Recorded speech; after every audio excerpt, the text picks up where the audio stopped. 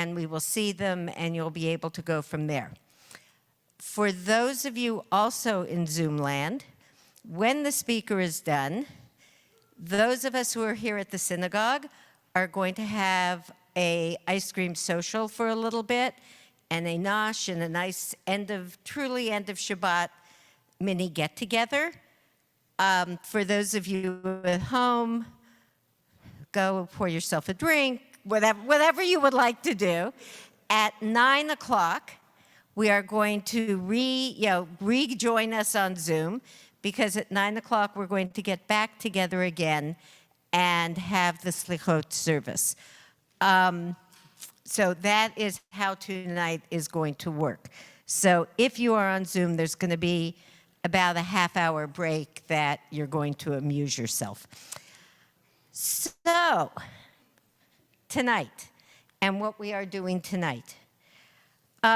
Each day of Elul, we have been hearing the call of the shofar, alerting us to the approaching new year. Tonight, we officially enter the high holiday season with Selichot. It's our one late Jewish service all year. In many communities, it's actually even held at midnight. And it's when we really seriously begin reflecting on the year to come.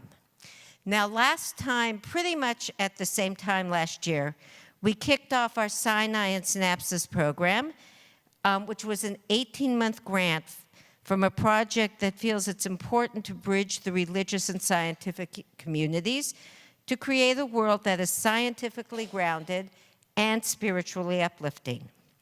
The specific program of our grant was the intersection of Judaism and science, coexisting searches. And we began with a wonderful lecture from the president of Caltech, Dr. Thomas Rosenbaum.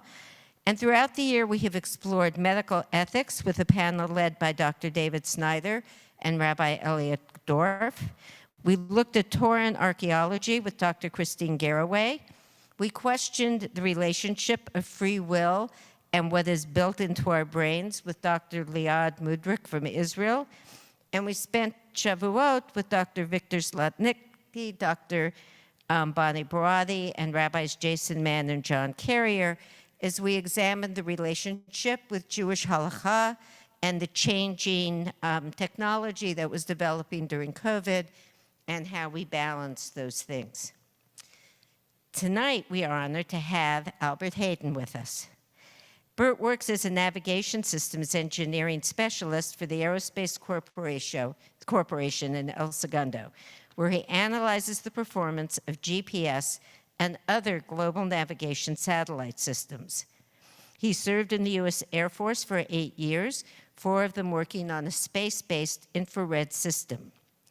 His interest in the Jewish calendar, and calendars in general, is tied to a lifelong interest in both history and astronomy. It is also tied to his work on navigation systems, which must address many of the same timing and Earth orientation phenomena that affect calendar design. In addition to his engineering work and studies, he has studied Biblical Hebrew and Aramaic at the graduate level, is an active student of the Hebrew Bible and Jewish history, and holds a Master of Science in Electrical Engineering and a Master of Arts in Theology. Like many of us, I always look to see if the holidays are early or late in any given year.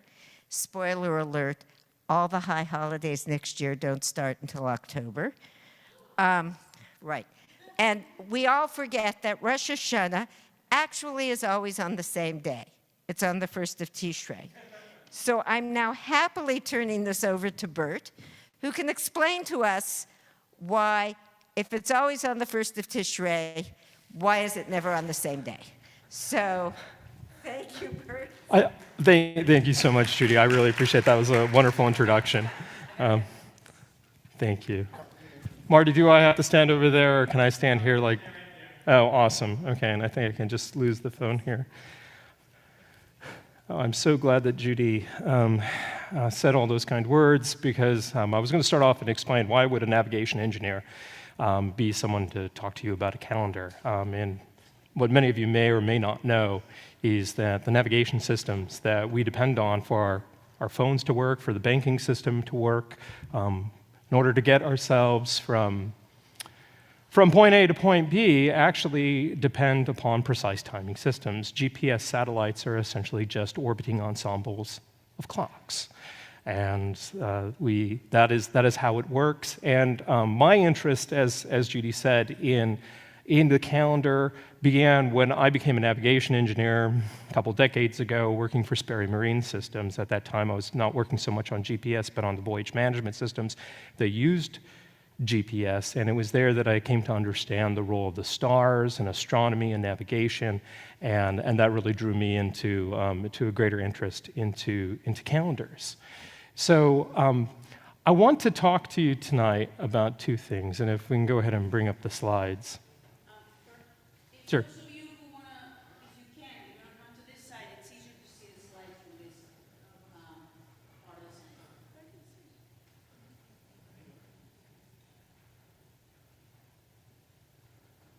center. Okay, so we're good. So I want to talk to you about two things, because we can think about a calendar in different ways. And so, yeah, if we go to the first slide here, there's a sort of a technical view. So I decided that what I would do is I'd take a look and see what does a popular source say about what a calendar is. Because we're going to talk about calendars, we'd answer what a calendar is. And when I took a look, I saw Wikipedia, and the first sentence was, a calendar is a system of organizing days. And this is a very sort of a bland way of thinking about it, but it's a very first sort of a technical view of it.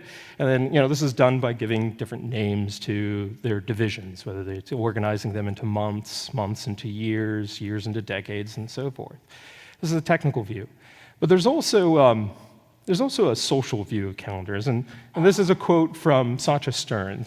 Dr. Stern is a professor at the University College of London. He's written several books on the calendar, on the Jewish calendar. He wrote Community Calendar, which is a very good book. And in fact, when I started to think about the topic of this presentation, I kind of wanted to do a review of his book, but then I realized I only had an hour, and I wasn't about to go through the entirety of the book. But I would highly recommend it to you if you have the desire to read through a highly technical material on the past. But Dr. Stern, he's an expert in the Jewish calendar, and he's an expert in calendars from antiquity in general. And this is what he says: the calendar is far more than a functional, utilitarian device for the organization of social life. As a shared conception of time, or of the flow of human and natural events, which it assumes, for example, to be structured and recurrent, the calendar contributes to a certain perception of reality, and hence to socially shared worldviews. Calendars have often been invested, indeed, with ideological meanings that transcend the temporal organization of society and assume sometimes cosmic significance. And this, like I said, is a much more expansive view of what a calendar is, and it's ultimately where I want to go tonight, because I want to make the argument, and I think that Dr. Stern is making the argument as well, that the Jewish calendar is more than just simply a way of organizing time. It's actually something that has inside of it, that sort of implicitly within it, is Jewish identity. And that the Jewish calendar is a way in which it reinforces and supports our identity as Jews. So I think we went one slide more. If we start off with excuse me, go back. There should be an additional slide in here that's missing. Yeah. It's not there. So I will speak it from memory. So the first thing is that it's talking about that technical view is talking about what is a day. All right, it's saying this, it's saying that the calendar is a way of organizing days, and this brings us to a logical question, a natural question, which is, what is a day? Now, this may seem obvious, but there are actually at least three options that we could talk about as what is a day, at least in the context of a calendar. One possibility, which is how the ancient Egyptians reckoned the day, is morning to morning. Now, you may say, well, the Egyptians reckoned the day from morning to morning, but we as Jews don't do that. We do it from evening to evening, right? But there's actually evidence within the Torah that somebody somewhere in our past actually thought of the day as being morning to morning. And we say that every Shabbat if you say Kiddush. If you actually start off with the full thing, you go Vahi Erev, Vahi Boker, Yom HaShishi, right? And that comes from the creation account in Genesis chapter 1. And then there was evening, and then there was morning. And if you remember the creation account, you'll remember that within it, it starts off with God doing something. God is doing kinds of things. And then he says something happens. And then there was evening, and then there was morning, and then the day is reckoned. And so sort of implicitly within that is this idea that there's stuff that happens, and then there's night, and then the day is complete in the morning. So there is evidence for that. There's also another concept of the day. It's midnight to midnight. This is the way the Romans reckon the day, and it's the way people still, in modern world generally reckon the day, midnight to midnight. And you might say, well, is there evidence for that? That, did we ever reckon midnight to midnight? And here's the question, when did we leave Egypt? We left Egypt in the middle of the night. And there are other places in the Torah that talk about, well, what day did we leave? The 15th of Nisan. Not the 14th, when the Korban Pesach sacrificed. The sacrificial offering. So there's some support for a midnight to midnight day. But overall, what we have and you really do have support, and this, in my slide that is missing, wherever it went, I quoted the Gemara, in which it talks about, hey, one rabbi said, hey, the day is evening to evening, and why is this? Well, it's because when you read in the book of Leviticus about Yom Kippur, it says that from evening to evening, from the evening of the 9th to the evening of the 10th, you will keep your fast. You will Shabbat your Shabbat, right? You will Shabbat your Shabbaton. And that really does demonstrate that we have an evening to evening day. And people say, well, wait a second, it says from the evening of the 9th day. And this is something that you have to remember, that within the Torah, when it says yom, when it says day, it usually means daytime. Sometimes it means a day, a 24-hour day as we understand it, but oftentimes and usually it means day as in daytime. So for instance, with the flood, you have something like 40 days and 40 nights. So when it says that we will reckon Yom Kippur from the evening of the 9th until the evening of the 10th, it's talking about the evening of those days. So at the evening that ends the 9th day of the month, the 7th month, which is Tishrei, and yes, it is the 7th month, I'll get to that in a second, until the evening of the 10th, that's how you reckon it. And the Gemara says, yeah, that's why our day is evening to evening. And this is actually the most compelling view. But I just want to bring up the fact that there are other possibilities that biblical scholars bring up. But as a professor of mine once said, scholars dispute everything because that's what they do for a living. So what is a day? We'll start off. The Jewish day is evening to evening. But how do we organize those days? Well, almost every calendar organizes a day according to the cycle that I have displayed up here. I pulled this image off of a NOAA website. It takes, of course, the heliocentric view with the Earth orbiting the sun rather than the sun going around the Earth. But we have to understand from the view of calendars and the people who developed calendars, it's the sun that goes around the Earth, not the other way around, right? Because they're thinking from the perspective of someone who's living on the Earth. But this is what we have. We have the Earth goes around the sun, and because of the tilt of the Earth, which is relatively stable, it wobbles back by meters, and of course, for those of us who know, it also precesses over thousands of years, but over the scale of a year, the Earth's spin axis pretty much just points just off the direction of Polaris. And because of that, as the Earth is rotating around the sun, the different regions of the Earth receive differing levels of sunlight, and this results in the seasons as we understand it. And most calendars are trying to align themselves to this solar cycle. There is a major exception, which is the Muslim calendar, which will probably explain for you if you ever wonder, why does Ramadan always seem to be happening at a different time of year? Last year it was happening at this time, and now it's happening at another time. And the reason for that is because the Muslim calendar is a purely lunar calendar, and it makes absolutely no correction to fit to the solar cycle. And I'll kind of explain why that happens in a second. So up here I'm pretty much saying, hey, Solar motion is actually pretty simple. I know a lot of you are going to sit down and say, oh, no, it's not. I know that the Earth's orbit is eccentric, and yes, I completely agree, and there's little wobbles, but compared to something like the motion of the moon, this is pretty stable.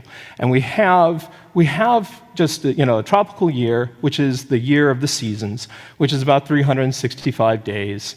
365.24, so about a quarter day, and that's the reason why in the Julian and the Gregorian calendars, which are solar calendars, you get this extra day once every 4 years, but also because of that slightly off of a quarter, it doesn't happen. It doesn't always happen, and you have to have not one every 100 years, and then one every 400 years. So anyways, so I've got some data. Next slide, please. So we come to lunar motion. I was looking for a nice graph somewhere online to kind of describe the difference between solar motion and lunar motion, and the best one that I found was actually from a comic.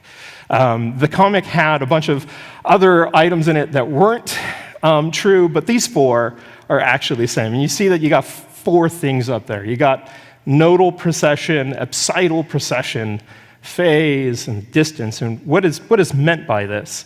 Well, the node of an orbit, and I know I've got people from JPL here who are going to who know this far better than I do.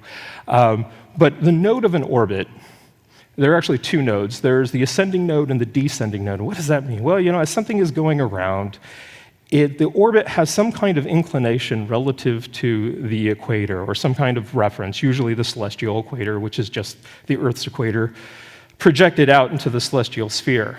And where the orbiting body is going up is called the ascending node, and where it is going down is called the descending node. And when it talks about nodal precession, it's talking about that orbit, and where that node is changing. It's rotating around. And so the moon's orbit is doing that.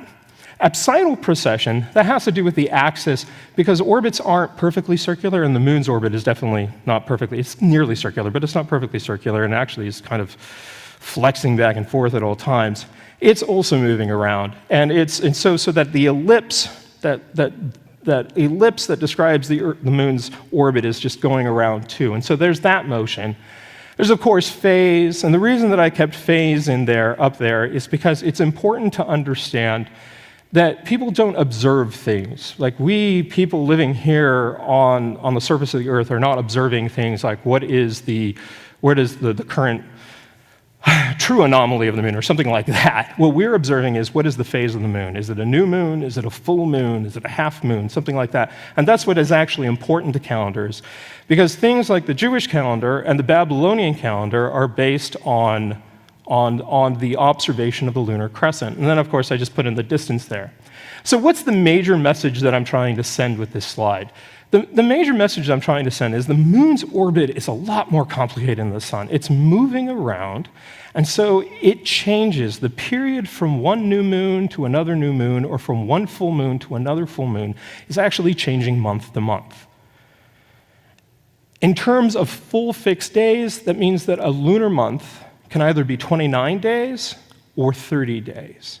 So if you're trying to devise a calendar that is based upon lunations, that is a calendar that is starting whenever the moon is new, the length of your month is always going to be changing. It's going to be somewhat unpredictable.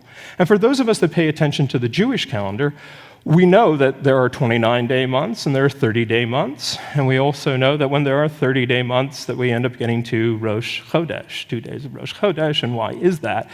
It's because in ancient times, they would have double it up just in case, we know that it might show up in 29, well, then maybe they might declare it the next day. So you would end up having 2 Rosh Chodesh, and they sort of made this official as part of what it is.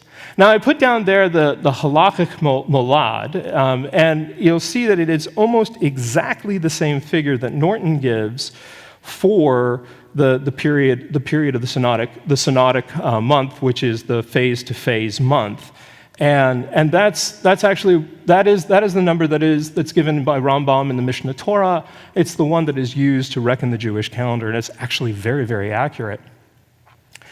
But we can go to the next slide. So And this should be in English. I'm so sorry. Something did not change on these slides when I changed them. But anyways, so this creates a problem.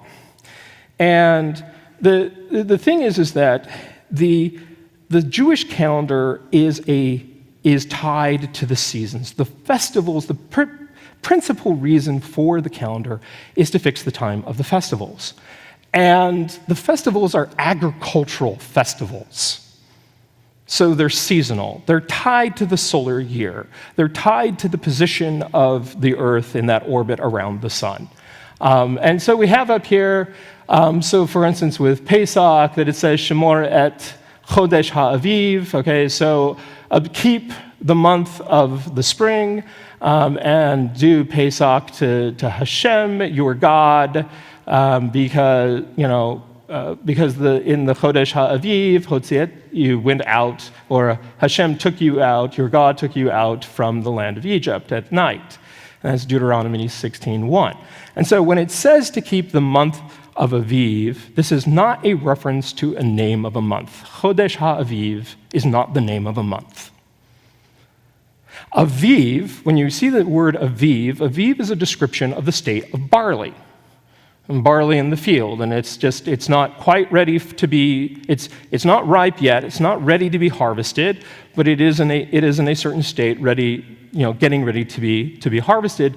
And so, or actually it is ready, and so when it is, it's Aviv, and the justification, how do we know this? It's because when it talks about the hail, the plague of hail, in the book of Exodus, it talks about how the wheat was not yet aviv, and thus, that the barley was not yet aviv, so it wasn't destroyed when the hail came, the plague of the hail came. So aviv is not a description. It's not a month. It's not a name of a month. It's a description of the state of barley. This Hebrew verse here, I was discussing the omer of the first wheat at Shavuot that is offered at that period in time. Again, this is agricultural. And then, of course, Pri Eitz Hadar, which is a reference to Etrogim, which have to be brought at Sukkot. So because you have the harvest of fruit is associated with Sukkot, what we have here is that the Torah festivals are, in fact, agricultural festivals. Next slide. Okay, so, but we have, again, this problem. It has to be, the Jewish calendar has to be solar in the sense that it's a seasonal calendar, it's an agricultural calendar, but a tropical year does not divide into an integer number of synodic months. What is a synodic month? The synodic month, as I said before, is the phase month. It's the time from successive phases, so a new moon to a new moon. So if you're trying to create a calendar that's both a solar year and also has these lunar months within it, if you get 12 months, you're only going to get up to 354 days on average. And so you're going to fall short. And that's why when Judy's talking about why if Rosh Hashanah always falls on the 1st of Tishrei, why is it always changing? It's because if you're reckoning 12 lunations, you're going to fall short of 365 days.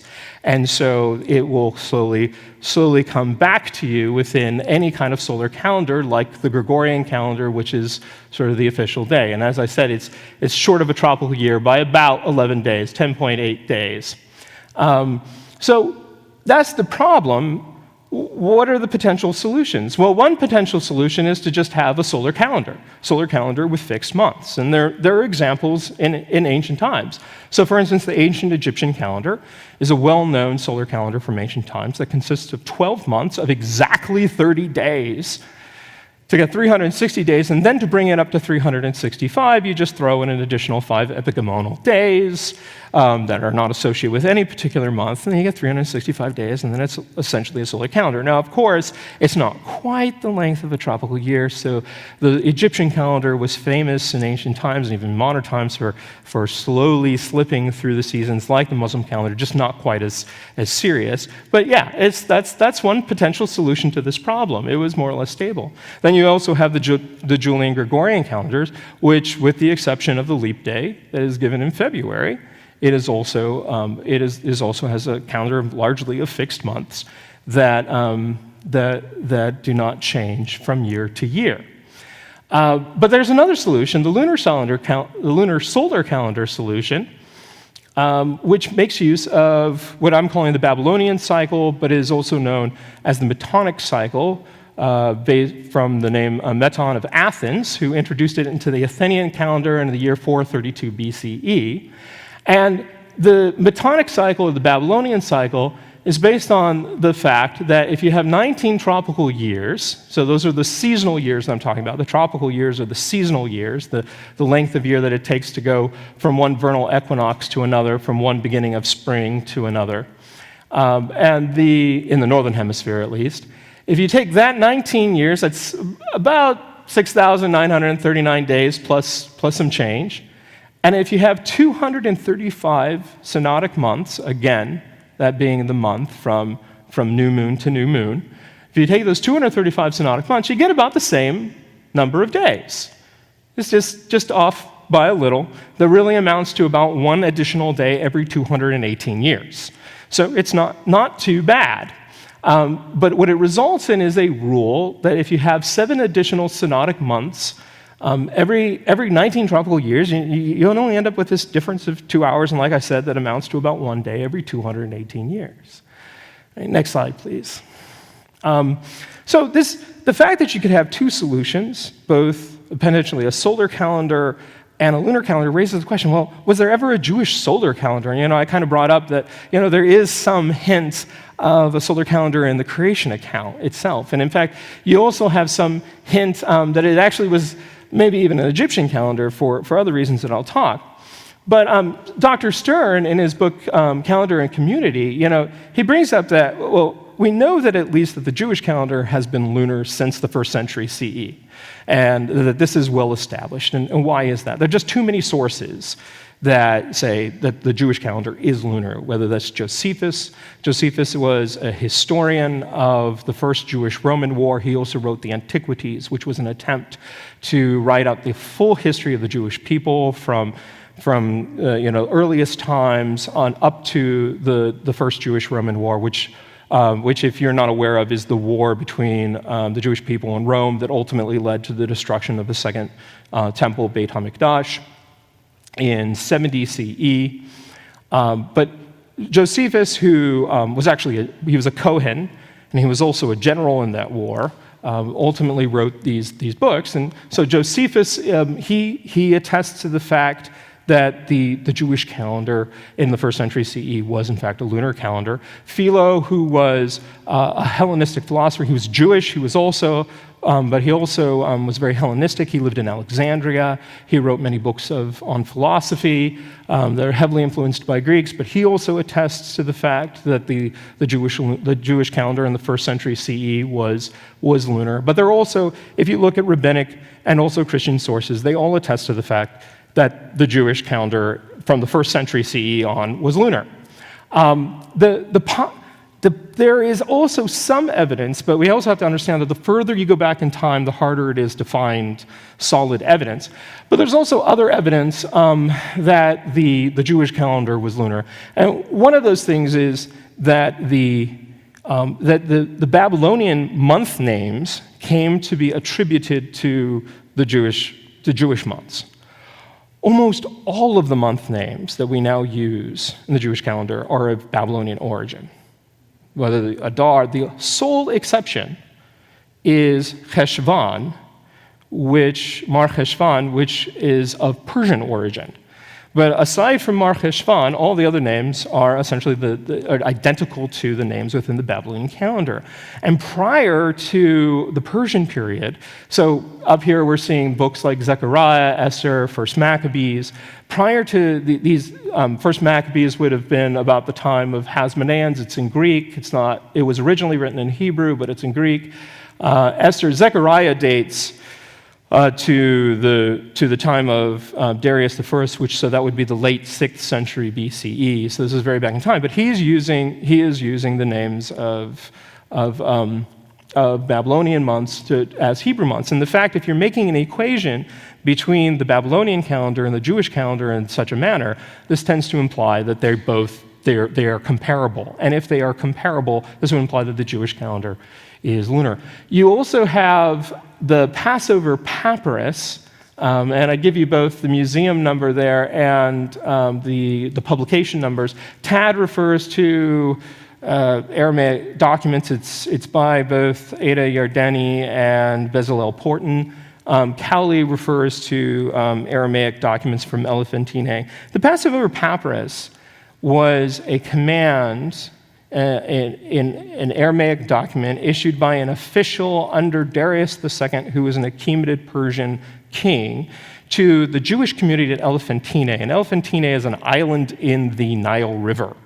And it's all the way at the southern border of Upper Egypt at the First Cataract. And there was a group of Jewish mercenaries that lived there during the Persian period who defended the southern border of the Persian Empire in Egypt. And about 416 BCE or so, they were given an order by Darius II to observe Pesach. And within that Passover papyrus, it says you should be keeping it in the month of Nisan, which of course was a reference to the Babylonian month, but it's also the month that we now call Nisan, and we keep Pesach in as well. And so this again suggests that even that far back, that the Jewish calendar was a lunar solar calendar. But there's also other evidence that you had solar calendars, and it's these sort of apocryphal, deuterocanonical books. They're works, principally what motivates people to see the potential of a Jewish solar calendar is actually documents found at Qumran. That talk about different calendrical documents that talk about a solar calendar. So Dr. Stern, in like the first chapter of his book, Calendar Community, deals a lot with this, saying, well, do these calendrical documents that talk about a solar calendar being used by the Jews at Qumran, is this evidence that there was, in fact, a solar calendar? And like I said already, that, you also have a morning-to-morning day that's mentioned in the Genesis creation account, and that matches what's in the Egyptian calendar. You also have in the flood that it endured for 5 months of exactly 30 days, which also suggests the Egyptian calendar. So there's a question of, was there a solar calendar? My argument would be no, that the evidence is pretty strong that the Jewish calendar from time immemorial has been lunar solar. There may have been some use of a solar calendar for administrative purposes. But this stuff is really, the evidence for a solar calendar is actually really limited, and it isn't very convincing. It's usually associated with marginal groups or with stories like the flood or the creation. So the Jewish calendar has been lunar solar, and it has to find some kind of solution. And then because of that, we have to find some kind of solution to the lunar solar problem. How do we deal with the fact that 12 lunar months is only 354 days and falls about 10 to 11 days short of a solar year, of the tropical year from season to season? Next slide, please. All right, so the solution that is actually implemented within the Jewish calendar is the 19-year cycle that was first evident in the well-understood Babylonian calendar. Now, I mentioned before that this cycle is also called the Metonic cycle, and so I have 2 arrows up there. And the purpose of this arrows is to kind of show you where the Babylonians finally figured out the 19-year cycle and where Meton introduced it into the calendar at Athens. Now, what is this table? This table comes from a book called The Babylonian Chronology, which was published in the 1950s by Richard A. Parker and by Waldo Duberstein. I was trying to remember his name. Both of whom were scholars of the ancient world, but what they did is they went through and they looked at all of the evidence for the Babylonian calendar, which is actually extremely well attested. The Babylonians were really kind of we have to be very grateful to them, because without the Babylonians, we would have almost no certain knowledge about ancient chronology in the Near East. But because they existed, because Babylonian astrologers existed, we have a lot of knowledge about exact chronology within the ancient Near East. And the reason is that the Babylonians had this passionate belief that the destinies of governments, of kings and nations were all in the stars. And they were very exact about it. So they made very exact measurements of the positions of various stars. And because they were so convinced that it was explaining events that were going on in politics, they also they tied these astronomical observations to also political events going on at the same time. So we actually have very good data that enables us to tie the tie of political events within the ancient Near East that are recorded within Babylonian documents with actual times. But we also have within the various documents from Babylon, we have evidence of when they actually added months to fix the slow divergence between the lunar calendar and the solar calendar. And because what you have to do is that as the lunar calendar is moving back about 10 to 11 days every year, once you get to about 2 or 3 years, you got to push it forward with an additional month. And this is what we do when we have an additional Adar about once every 2 to 3 years. The Babylonians, of course, they were aiming at something different than what the Jewish calendar aims at, because the Jewish calendar, in theory, is aiming to put Pesach right after the vernal equinox, because of that command that we saw, that command from Exodus and the command from Devarim, from Deuteronomy, to keep Pesach in the month of Aviv, in basically the month of spring, which came to be interpreted as the month of the vernal equinox. That's what we're aiming at, but the Babylonians were actually aiming at having both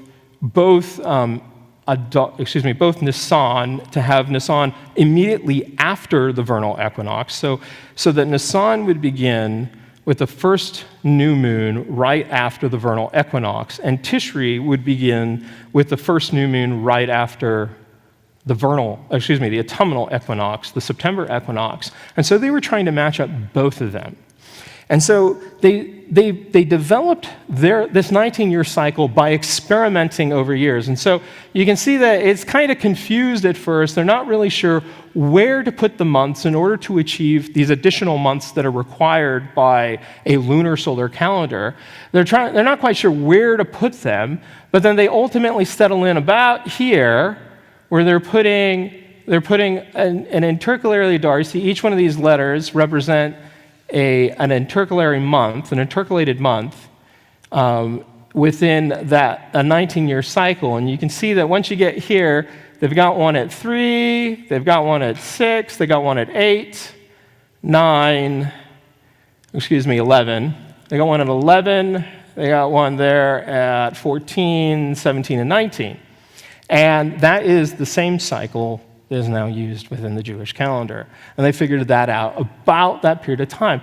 But you'll notice that there's a real important difference between what is being done here in the Babylonian calendar and what we do in the Jewish calendar. And that difference is right there, is that intercalary Elulu, which is essentially just the Babylonian name for, we now say Elul, for the current month. And the reason for that is that they intercalated an Elul from time to time because they're trying to keep the association between what they call Tashritu and we call Tishrei. They're trying to keep that month aligned with the autumnal equinox as well. But we ditched that. For an important reason. And I'll explain that. Next slide, please. Yeah, and that's the chief difference. And the reason for that is because in the Torah, the numbers, as I said before, the months are only numbered. You only have, the Pesach occurs in the first month.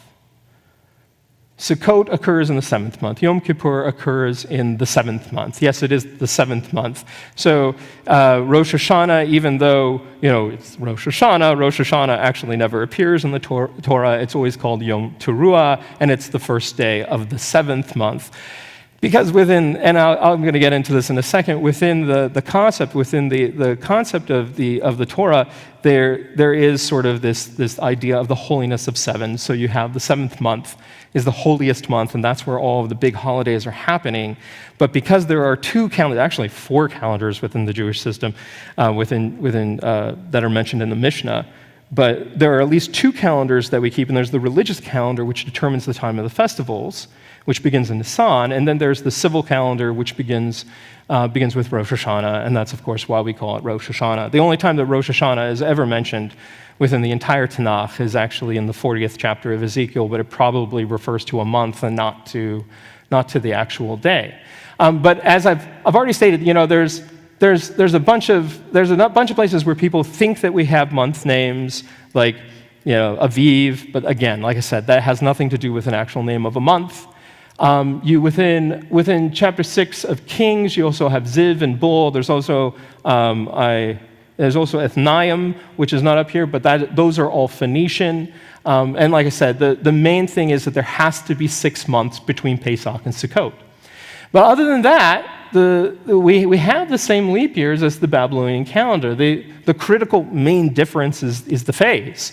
Why do I say that? And again, it's because the Babylonians are trying to aim for aligning the 1st and the 7th months with both equinoxes. And we're not doing that. And just as a fun fact here, since someone asked me at one time about the Chinese calendar is also lunar, and the big difference, what they're trying to do is they're trying to put their new year at the 2nd lunar month after this winter solstice, December solstice. Next slide, please. Okay. So I'm going to go ahead and just in the interest of time, kind of skip. There's some very technical rules about the postponement of Rosh Hashanah, and this gets beyond. This just sort of deals with some different things. About, like, for instance, you can't have Yom Kippur that falls before Shabbat or after Shabbat, and also you can't have Hoshana Rabbah fall on Shabbat. But something to focus on here is all the sevens that exist within the Jewish calendar, and what we see is that there's the 7-day week. It's the period ending in Shabbat. We have 7 days of matzah. We have 7 days in the sukkah. We have the counter of Omer, which occurs for 7 weeks, ending in the 50th day, which is Shavuot, which, if you do the math, is actually about 1/7 of a lunar year. The lunar year is about 354 days. Divide that by 7, you get something that's very close to 50. So there's 1/7. Also, you have the sabbatical cycle and the Jubilee count, which also includes 7. So there's a lot of 7s, and this kind of comes back to the idea that Dr. Stern was talking about, is that calendars are not just mechanical ways of organizing days, but they also have like a deeper social significance. And I think that the 7s is kind of starting to capture this in the sense of, there's something going on here, because these are not actually have any astronomical connection with astronomy at all. And I'm hoping that I have some of the slides that I put in, because this is not the set of slides that I have online right now. Can we go to the next slide, please? Okay, yeah, so 7 is special. This is actual data that I did from research of biblical numbers myself. But you can see what you have here is 2 things. You have the frequency of the first number of the numbers that are within the Bible. So what does this mean? So, like, if you have 100, its first number is 1. If you have 2,369, its first number is 2, and so on and so forth. And there is a statistical law called Benford's Law, which talks about what is the expected distribution of these first numbers given, if you have a large enough set. And you can see Benford's Law right here is what you would expect for the numbers, and you'll see that 7 stands out.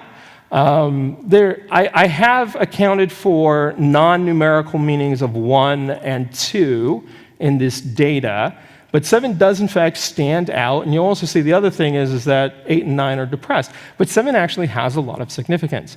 7's significance is not tied simply to to calendars, to days, to systems of month, or things like that. It occurs in a lot of places. Like, so for instance, when Jacob is approaching Esau, he bows 7 times.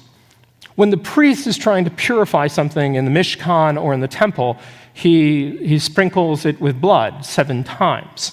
So 7 appears in a lot of different places. When Abraham makes his covenant with Abimelech, he sacrifices 7 lambs.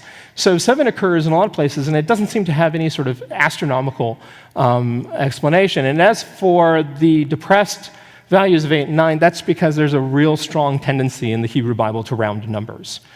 So if you get 8 or 9, they'll tend to round it up. If you have 800, 900, you'll round it up to 1,000 or something like that. So 7 is indeed special. Next slide, please.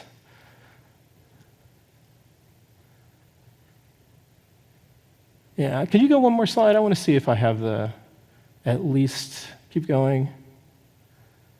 Okay, so let's go back and talk about the significance of Shabbat.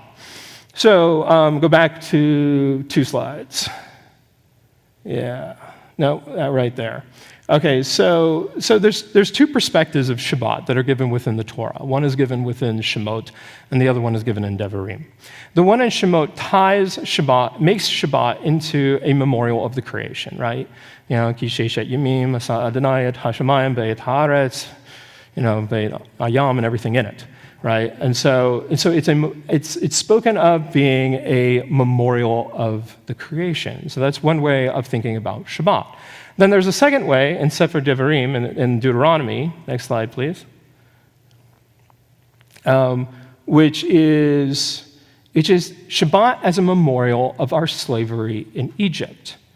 And what is the significance here? It says right here in Devarim, it says, so, you know, you're going to keep Shabbat, and you're going to remember that you were a slave in the land of Egypt, and the Lord your God freed you from there with a mighty hand and an outstretched arm. Therefore, the Lord your God has commanded you to observe the Sabbath day. This is the JPS translation.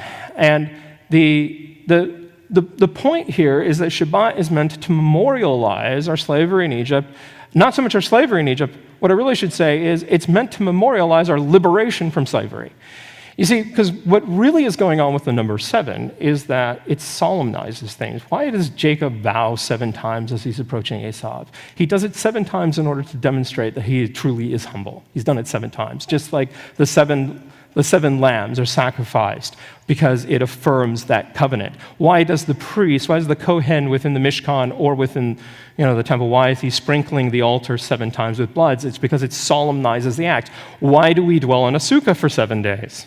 Because it solemnizes the act. It's not because we actually dwelt in a sukkah for 7 days. We probably dwelt in Sukkot for far more days within the wilderness than just 7. But the act of dwelling in a sukkah for 7 days solemnizes it.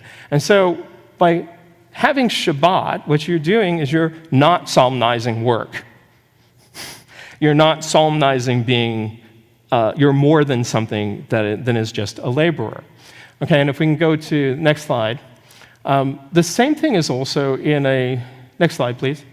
Yeah, the same thing is also occurs in a cycle that is sometimes some people are aware of, some people aren't aware of, which is the Shemitah, or the sabbatical year. Shemitah is the Hebrew word for release, and it's used because in the book of Devarim, the main thing that occurs during the 7th year is the release from debts. So you'll see this in, say, contracts from the ancient times. They talk about Shemitah. It can actually mean the conclusion of the contract itself, or it could just mean a release of some kind. But Shemitah means the release. But it also was associated with the cessation of agriculture, principally with the liberation of Jewish slaves. There was a liberation every 7th year. There was also a liberation in the year of Jubilee.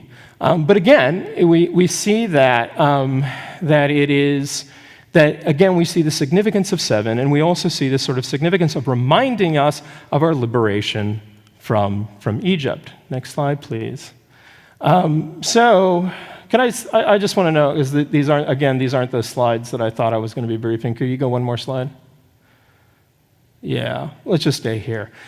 So let's talk about we've talked about two things. From a technical perspective, the Jewish calendar is a lot like other lunar solar calendars. That 19-year cycle that I was talking about is going to appear in practically every lunar solar calendar that you have, because it's determined by the science. It's determined by the relationship between the lunar cycle and the solar cycle. And so it's pretty much the same. But from other aspects of the Jewish calendar, what we have, and like I was bringing up here, the importance of these sevens, these sevens that we see, the 7 days of Shabbat, the 7 months from Nisan to Tishri, the 7th of the year, that is the Omer count, the 7-year cycle of the Shemitah, and in fact, the 7 Shmitot that ultimately come up to the Jubilee, that, what we have in there are a lot of reminders, and within the Torah itself is just a reminder of our liberation from Exodus. And the reason why I would say that this ultimately comes back to Jewish identity is because, Judaism is essentially, was traditionally a legal system, what was at the core of Judaism was a legal system with religious characteristics. This was the view of Menachem Alon, who was a president of the Supreme Court of Israel. But the point is that we have a legal system, and the basis of that legal system, the core idea of that legal system is really sort of ethical values that develop out of our liberation, our ancestral tradition of liberation from slavery in Egypt. And so you can see that, yes, there's the technical aspect. We can have the technical view of the calendar, but we also need to expand that to see the social view of the calendar, is that there's a lot of features of the Jewish calendar that ultimately should remind us of our tradition of liberation from Egypt, and the ethical values that then inform the legal system that really is at the core of Judaism. And that concludes my brief. If anybody has any presentation, I say brief all the time. I will use my loud voice. We have time for a few questions. There are none from chat. Lawrence. So I understand northern hemisphere and southern hemisphere in regard to this social perspective of Judaism. Can you explain a little about why, if there's nothing seems to be able to, the southern hemisphere, obviously Hanukkah is Summertime, yeah. And Pesach is fall, not spring. Can you give some understanding in your perspective between northern hemisphere and southern, and why there seems to be almost a discrimination, feels like, between southern Jews and northern? So the question for anybody online who might not have heard that is, so what about the people in the southern hemisphere? Because in the southern hemisphere, the seasons are reversed. And that's a really good point. I mean, the calendar is really focused on sort of northern hemisphere seasons. There are a lot of Jews that live in Australia. Yeah, I was and Argentina too. Yeah, good point. I'm sorry, I was thinking about a rabbi who I know who got a smicha in Australia. Yeah, it really does interesting. I've never lived in those environments, so I couldn't answer it, but it's a good question. Yeah, I'll let Yes, Judy. yes, and then last two, yes. Where does a 7-day week come from then? If it's not tied to, and maybe I missed something in the whole Well, of course, in the Your question is, what's the origin of a 7-day? a 7-day week. Yeah. Well, I mean, if you take the Torah's account, it's because that's the day when the manna didn't appear, and on a Friday you would, or really Yom Shishi, you would have to get 2 omers instead of 1. Romans have a 7-day week, Chinese have a 7-day week, or did it So the Egyptians had a 10-day week. I can answer that question. So no, not everyone universally had a 7-day week. So no, I think that the origin and the reason for a 7-day week within the Jewish tradition is because of the significance I was talking about, the number 7, and that by only doing work for 6 days, you solemnize the fact that you are more than just a laborer. how did it become like the predominant week in the world at this point? Don't all nations at this point do a 7-day week? Well, because the West adopted, the Hebrew Bible, and they went out and conquered. It's the patriarchy and colonization. I'm afraid it's a historical accident. Yeah. Is there another question? I'll let Judy check. Last question. When you say they insert a new month, an extra week, who are they?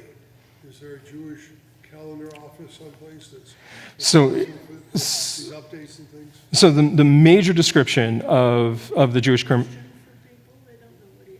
Oh, I'm sorry, please. So the question that he asked is, who is the they who determined what is the shape of the Jewish calendar? And the answer to this question is, halakhically speaking, the strongest description of it is in Kiddush HaKodesh, which is part of Rambam's Mishnah Torah, which dates to the High Middle Ages, so like 1100, 1200 time frame, that describes the Jewish calendar. The starting of the Jewish calendar that we follow is usually attributed to Hillel II. However, there is, and Hillel II is like late antiquity, 300, 400 CE, okay, about that time. But despite that attribution, there is evidence of the Jewish calendar in a set of tombstones. I skipped over it real quickly. I had an image of a tombstone up there. The tombstone is from a place in the Arava, in the large valley between Israel and Jordan. There was a community of Jews in a place in Zohar. It's actually, mentioned it's right next to the Dead Sea. There was a community of Jews that lived there. They had many tombstones. They dated their tombstones both in the sabbatical year and also in the era of destruction, which was the count of years from the destruction of the Second Temple. You take a look at the dates within those, it doesn't quite line up with the modern calendar. And also the other thing is that if you count how far that the calendar has slipped, it's really only slipped from the equinox. It's like 4 or 5 days from the equinox, which would imply sometime the rules being established about the time that Rambam was writing the Mishnah Torah. So there's the attribution to Hillel II as the one who created it. There really isn't any evidence that it was observed exactly that way until the Middle Ages. And then you get the Mishnah Torah of Rambam that gives you all the rules that we follow today. And you could also go to documents in the Cairo Geniza that are double dated that would also substantiate that the current calendar we observed was observed at least like around 1100 or so. But yeah, the they is the halakhic authorities like Rambam. Are there other questions? Well, So we're Judy's going telling me to stop. End it now so people can watch. But the good news is we have a half hour to kibbutz, and Bert will be with us. So feel free to nag him with questions all through our Nosh period. We need to end so we can be sure to start Selichot so they can, we're lining up with Zoom.